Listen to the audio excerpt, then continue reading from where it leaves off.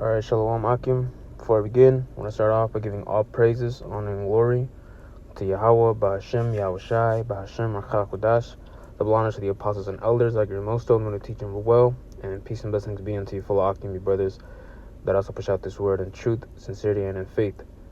And Lord's willing, in this lesson, Lord's willing, the title be, this is not a case of nature versus nurture. Alright, and this is just a phrase I heard throughout this past week, and that immediately kind of clicked with me because, as we know, the devil that the Bible speaks of, we understand that this is the current man that actually has power over the earth.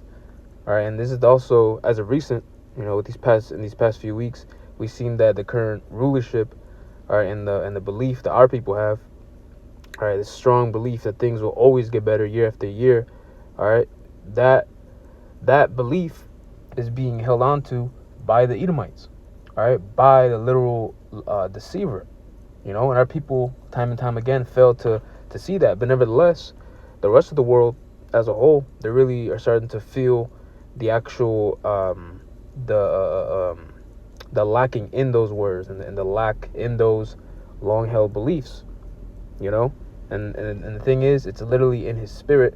All right, Yahweh Shai actually tailored him to be in that same manner, So let me begin in the book of Isaiah 47, because one thing that people have constantly complaining about is, of course, high prices, because the thing is, our people, they want what? Easy living. They not only do they want easy living, they also want high class pleasure, all right, as long as they live, for them and for their children. But it's not done through righteousness sake. It's not done through an honest way of living in the eyes of the Most High. No, they're doing it within the confines of what Esau has put on them, because ultimately their eyes are privily set against the poor, and those will get that too. This is Isaiah 47:1. Come down and sit in the dust, O virgin daughter of Babylon. Sit on the ground, there is no throne, O daughter of the Chaldeans, for thou shalt no more be called tender and delicate.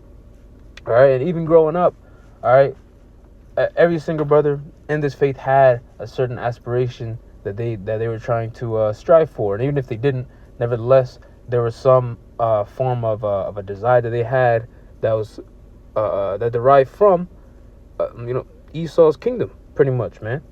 Even if it wasn't something that's completely outright abominable, it's still vain or just off in the eyes of Yahweh Hashem Yahweh Shai, man. Because ultimately you're giving in to the powers of the world, essentially, which is an enmity of the Most High, right? But at that time, you looked at Babylon, you looked at America as the way that these are my stomping grounds. This is where my life begins, truly, And now I'm gonna make something of this. I'm gonna make something of this business. I'm gonna make something of this certain skill that I have, and I'm gonna make a full-on career out of it. Because let's be honest, to some extent, we believed, all right, in America at some point. Maybe not fully agreed into Esau's hoodwinked charm of a dream, but nevertheless, you dreamed within yourself, because either way, that belief, it stems from the foundational, which is still vain, philosophy of Esau.